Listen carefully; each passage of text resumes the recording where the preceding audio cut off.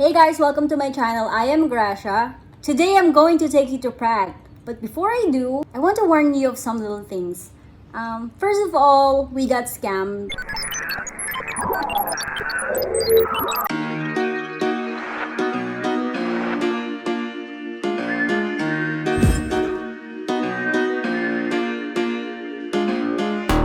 Dito kami sa Prague, sa Czech Republic. Lumang pangalan niya is Czechoslovakia.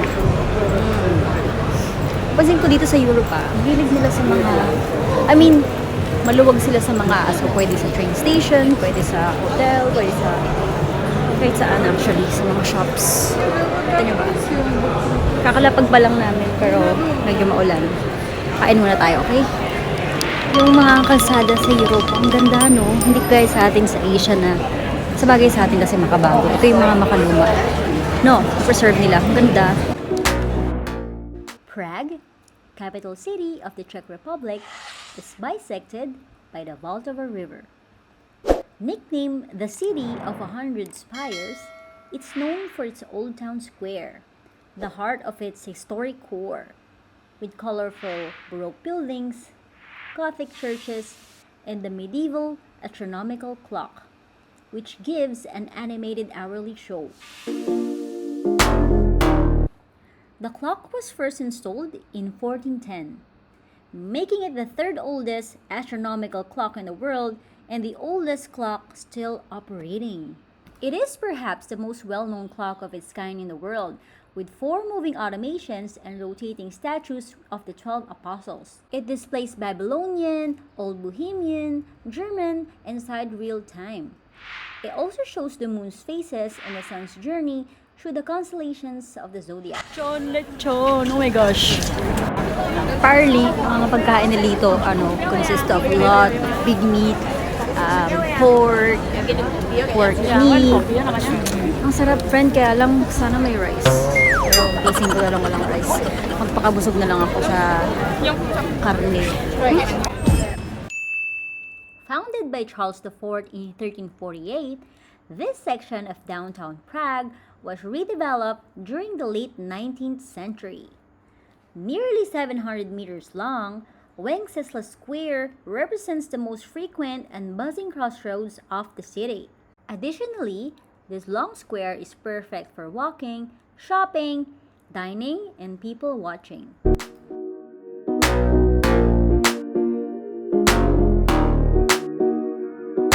Aga pa lang, bukas na ang mga pub dito.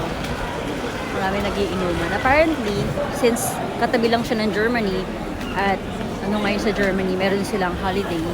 So, lahat ng mga, hindi man lahat, marami nang pupunta dito ng mga German kasi mas mura dito. Tingnan nyo naman,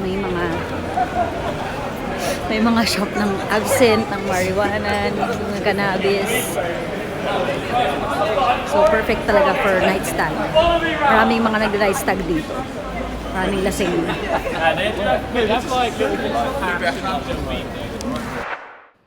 Czechs are the highest beer consumers per capita in the world.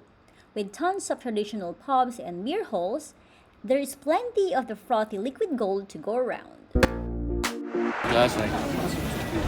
That's where we got lost. That's when we were walking out. We walked that way. Europeans love their candy so much.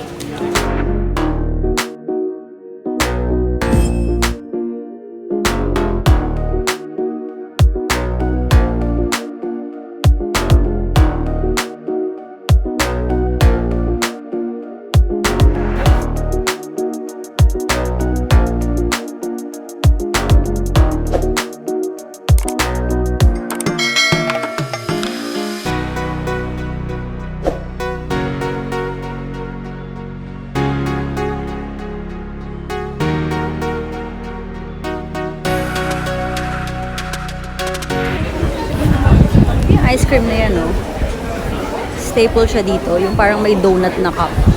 Tapos may ice cream sa loob. Mamaya kain tayo niyan.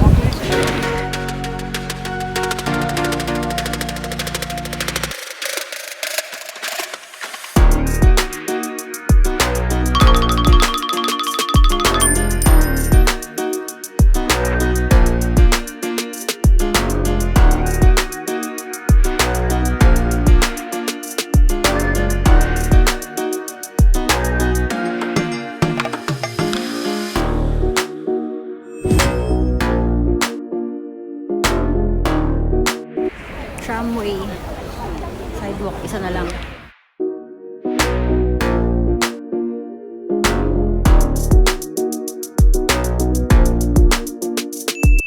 Charles Bridge is a historic bridge that crosses the Vltava River in Prague, Czech Republic.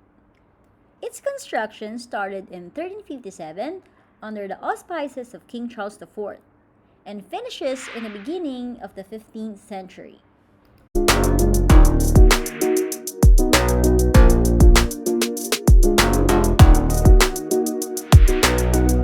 As the only means of crossing the river until 1841, Charles Bridge was the most important connection between Prague Castle and the city's old town and adjacent areas. This solid land connection made Prague important as a trade route between Eastern and Western Europe.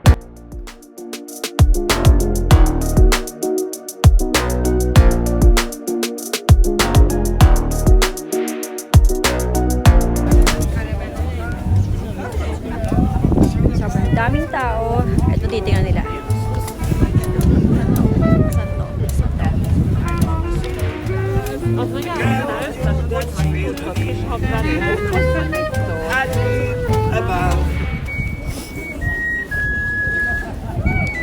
Ito naman, kakaibang kulay ng santo.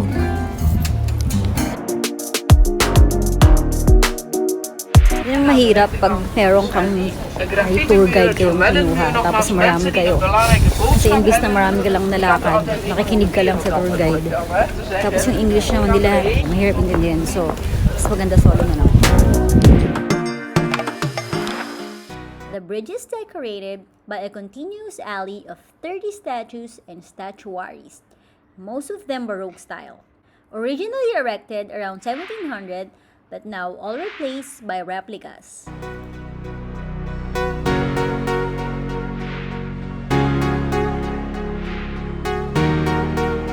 Nakakatawa dito yung mga CR, mga nasa ilalim. Galing ko kayo. Something not common in Asia, I find it amazing that toilets in Prague or Europe in general are normally on the underground. By the way, be prepared with coins as you often need to pay.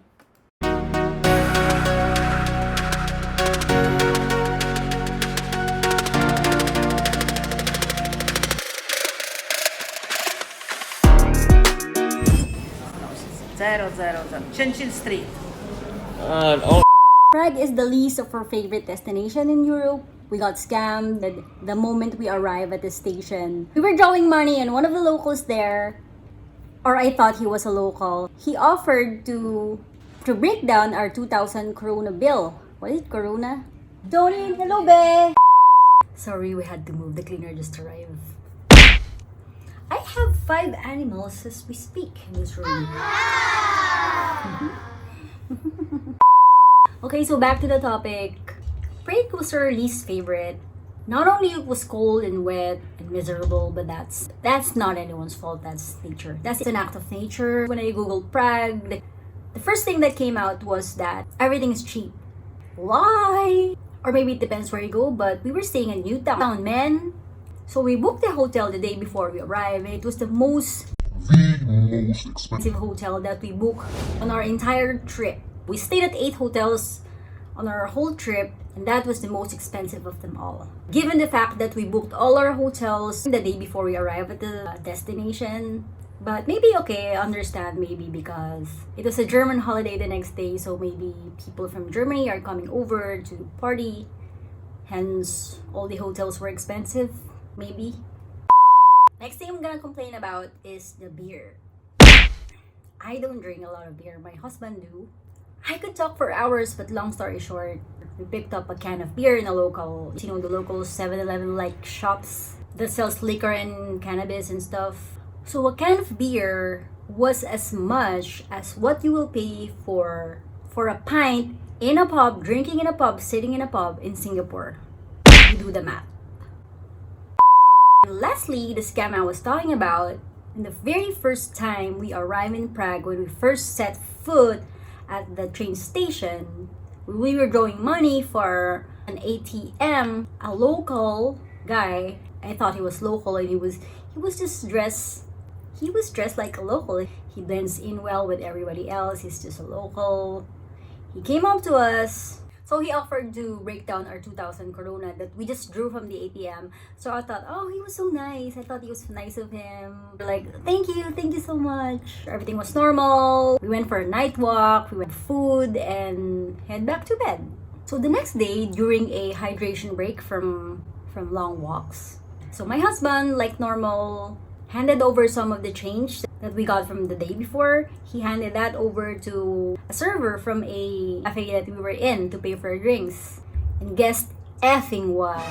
We were told the money wasn't that of the country, and that we got scammed. Turned out this was very common in Prague, and how innocent of us, me and my husband, not to Google the don'ts in that country. I use Google Translate, the photo translation. I check where the money was from, and it says it's from Belarus. Actually, I still have it here. Here you go.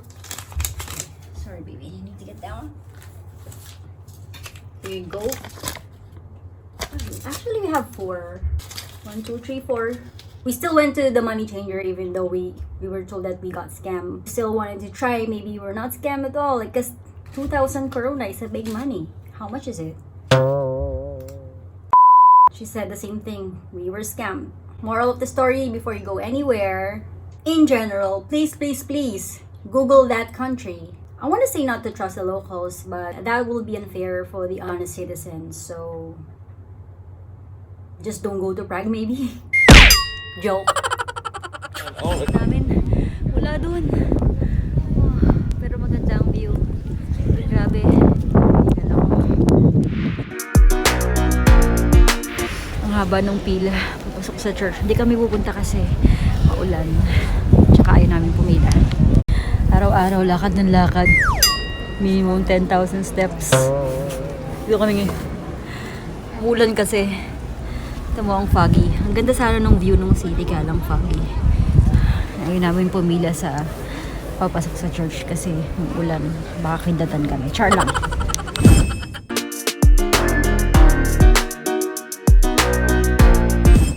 Hindi tuloy tayo masyadong, anyway, hindi naman masyado. Nakapaggala naman tayo kahit hindi onte, marami din eh. Kaya lang hindi ganun ka-enjoy kasi umuulan ng katamtaman lang. Pero ang hirap pa rin, pain in the ass kasi nakukuha niyo yung mata mo. Minsan malakas yung ulan, depende sa lugar kung nasan ka. Pishti!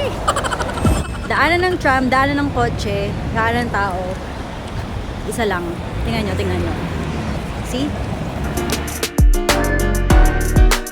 Pupunta na ibang bansa, gawin mo ko ang ginagawa ng mga local. Pero, tingnan mo na may Thai fish spa dito. Pumunta ka na ng Thailand kung okay. Pahinga muna sa bar. Kasi galing kami sa halos lahat ng pub na nahanap namin sa Google. Kasi nga manunod kami ng football. What game is that? The World Cup, right? Japan World Cup? What we were looking for? English Premiership. What? Football. In short, football. Tapos lahat ng pub puno. Ito na lang kami napadpad sa isang cocktail bar. Tapos wala nga lang screen. Ang lamig, 9 degrees, pero pumipila kami sa ice cream. Para sa traditional ice cream. Chimney cake belongs to the family of spit cakes. It is made by depositing layers and layers of dough on a cylindrical spit. It is then covered in sugar and baked on an open fire. Its origins are from Transylvania, but they are now celebrated as the oldest pastry in Hungary. It is very famous in Prague. I was laughing because the moment you got the ice cream, you left me. You're right behind me. Ang sarap po. Mainit-init pa siya, umuusok pa, tapos nilagyan ng ice cream lusaw. Napaka-weird, di ba? Kasi lamig-lamig dito, 9 degrees ngayon, pero nagpipilahan sila sa malamig na ice cream. Alamin natin, maya-maya. Gahan natin. Ay, fek. Dali siya madalusaw.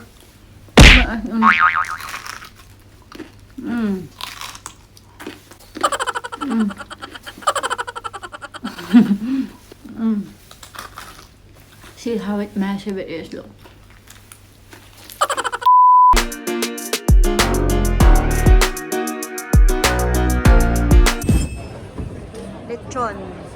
lechon sila.